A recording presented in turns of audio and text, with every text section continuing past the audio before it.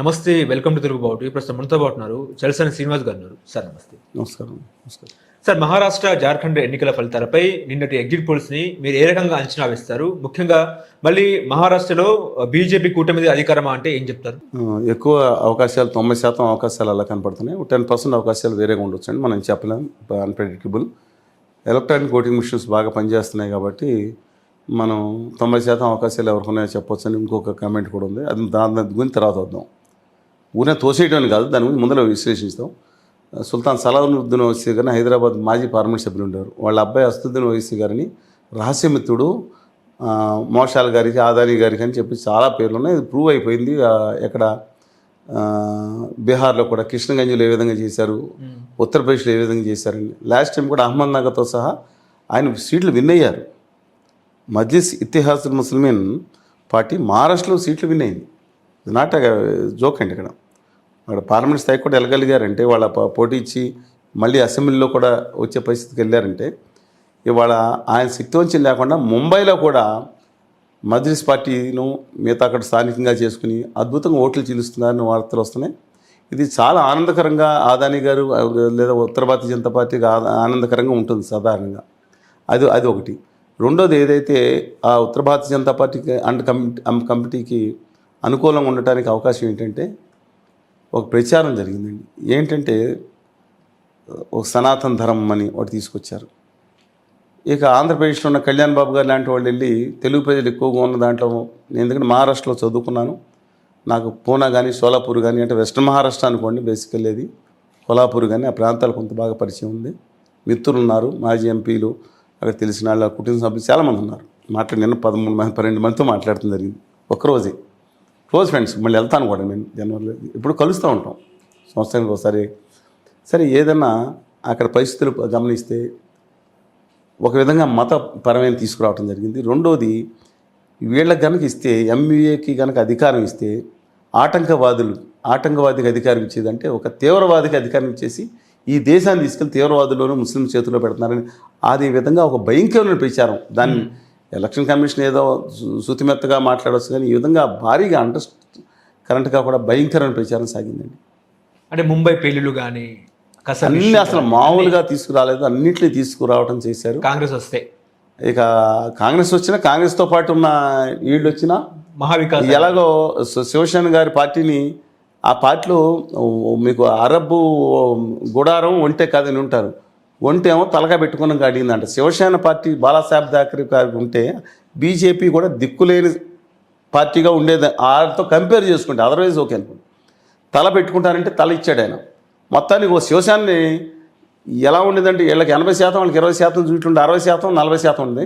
వీళ్ళకి మన లాస్ట్ వీళ్ళకి 60%, 40% అయిపోయింది.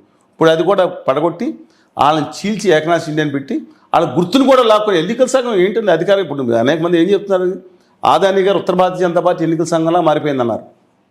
Offer it is to people are aware of that.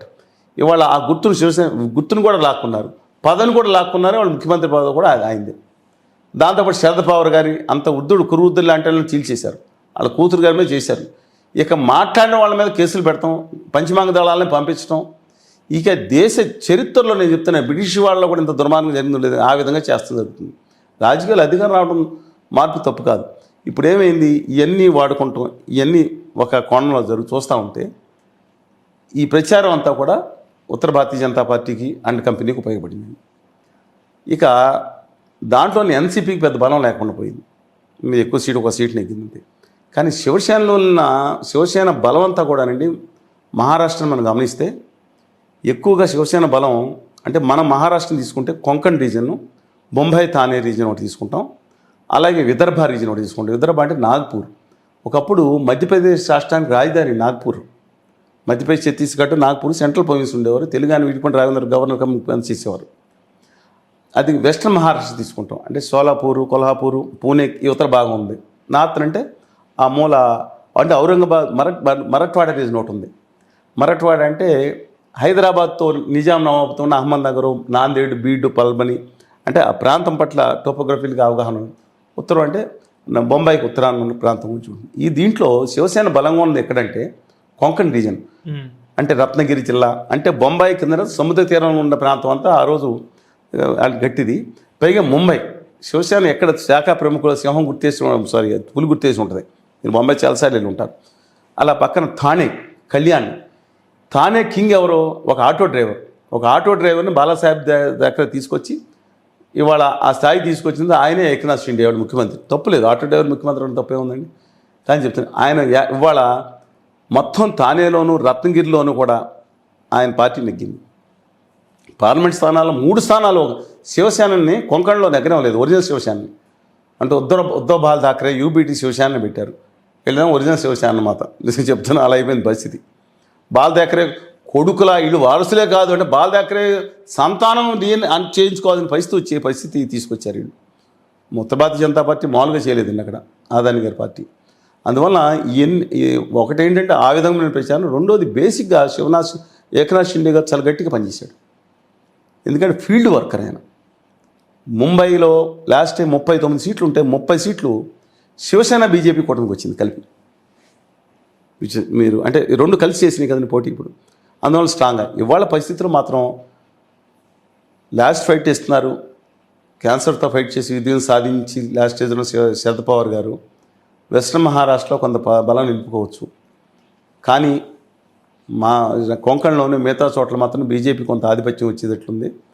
విదర్భలో last time చాలా దెబ్బ తగిలింది. విదర్భ రీజన్ ఎందుకంటే నాగ్పూర్ ఆర్ఎస్ఎస్ హెడ్ క్వార్టర్స్ 64 సీట్లు దాని పక్క జిల్లాలతో కలిపి గట్టిగా ఉన్నాయి, 286 సీట్లు. అందువలన అక్కడ ఏదైతే ఉందో మొన్న దెబ్బ తగిలింది. కానీ నితిన్ గడ్కరీ గారిని ఓడించడానికి చూశారంట ఉత్తర భారతీయ జనతా పార్టీకి సంబంధించిన ఆదాని బ్యాచ్. పాపం ఆయనే అన్నారు నన్ను ఓడించడానికి చూస్తున్నారని.